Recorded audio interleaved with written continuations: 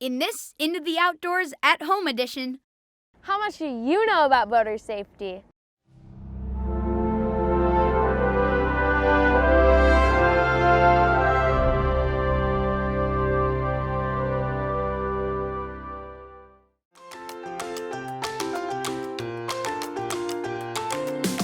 What we catching here today? Northern pike. If I just stay real still, maybe they won't see me.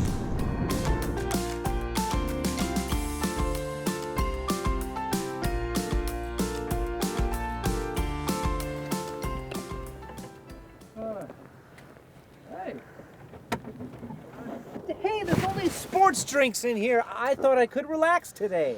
Sorry, Dad, but there's no room for adult beverages in this boat. Alcohol use is the #1 cause of fatal boating accidents.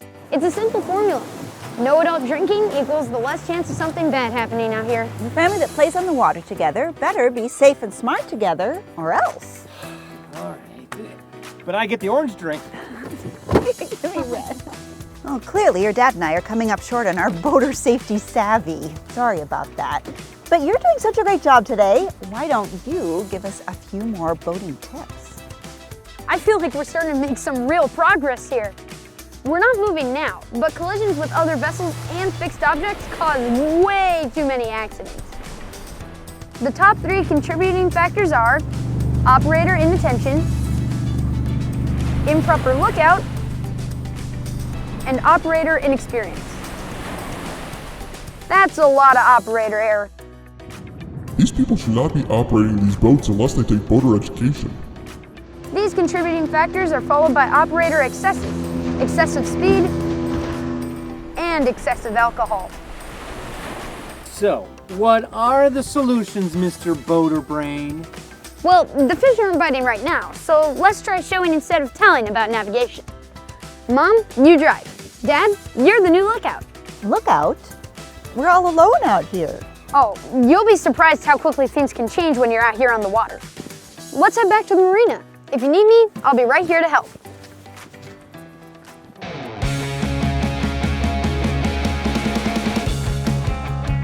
Good job, Mom. See, if you hit this plus button, it will zoom in, and if you hit the minus button, it will zoom back out.